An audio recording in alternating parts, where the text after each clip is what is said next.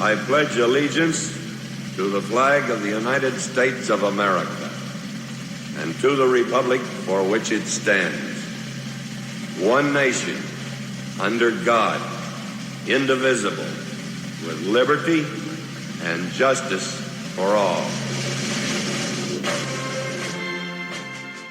Welcome to the Vietnam Veterans News Podcast. News of interest about Vietnam veterans from a Vietnam veteran.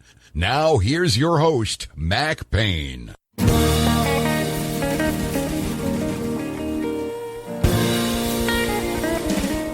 This is Mac Payne here with episode 1692 of the Vietnam Veteran News Podcast. News about the Vietnam War and the brave veterans who served there, as told to you by yours truly, a Vietnam veteran. In this episode, Professor Rodrigues and I are going to talk about why this country turned its back on Ho Chi Minh after World War II. When we did that, we turned a valued ally from the Second World War in our fight against the Japanese into a die-hard enemy who vowed to never give up. Most Americans are not aware that during World War II, Ho Chi Minh was an extremely valuable friend for this country in our fight against the Japanese. He was operating behind the lines in Vietnam to harass the Japanese. He was also involved in the rescue of many American flyers who had to go down in that vicinity. All the Americans, mostly OSS people, were happy to work with Ho Chi Minh. They maintained a very friendly relationship. They all figured that after the war was over with, Ho Chi Minh would be in charge of an independent Vietnam. Much to their distress, it all changed at the end of the war. Dr. Rodrigues is going to tell us what happened and why Ho Chi Minh became such an enemy of the U.S. In this episode, Dr. Rodrigues begins telling why we are in Southeast Asia. He refers to it as down there. He lays it out quite well as to why things happened the way they did with Ho Chi Minh and why it ended up with a monument being built in Washington, D.C., with over 58,000 names on it of people who died in a war against Ho Chi Minh. So please sit back, listen to Dr. Rodrigues explain it in plain English, why Ho Chi Minh stopped liking the United States.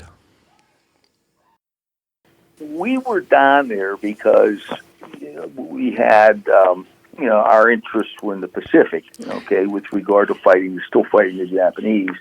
And, trying to help our Don pilots and just the whole military operation that was still going on prior to atomic bombs, being dropped and so on.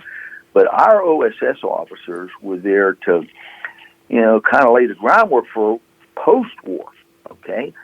We had already began to see what was going on in Europe, that Stalin was not a good ally after the war. He committed the Russians during the war, but after the war he was devious and essentially lied and deceived us and took over Eastern Europe. Okay, and we began to look at, what are the other arenas of the world? Well, obviously Asia was what came to mind, and it was borne out because of the takeover of China by Mao Zedong, communists, and then what happened in Korea, 50 to 53, and then we just saw, well, they're sliding right down this peninsula here, okay, in Indochina. So Vietnam became the Armageddon. This is where we got to stop this. So we backed off and we supported the French officially. Okay. When Franklin Roosevelt was president, he was sent a letter by Ho Chi Minh, and Ho Chi Minh saying, we'd like you to support our independence. And Franklin Roosevelt said, the French have been in there for over 100 years, and the Vietnamese are no better off now than they were before. So that was kind of his notion, and then, of course, he dies. And Truman comes in, and Ho Chi Minh sends Truman a letter, but Truman doesn't answer it. And when it's you don't answer somebody's letter, that's a little bit of a put down. Insult. Yeah. And that's because, Truman he didn't know yet. He really came in, he was elected in 1944. He didn't have the trust of Franklin Roosevelt yet. He wasn't on the inside at all.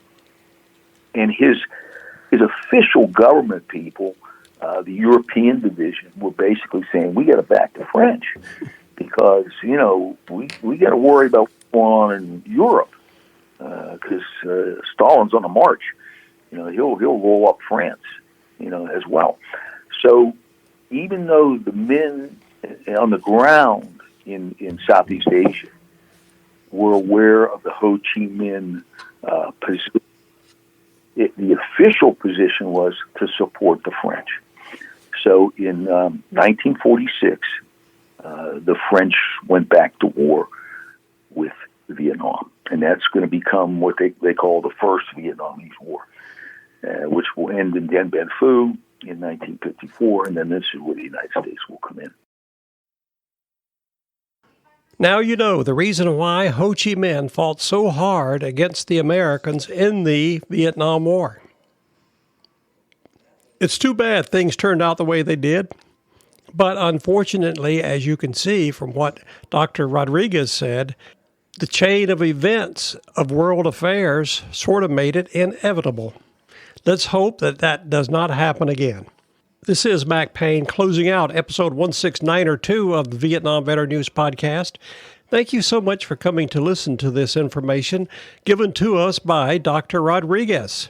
You are cordially invited to come again soon to listen to more of this information coming your way on this podcast, the Vietnam Veteran News.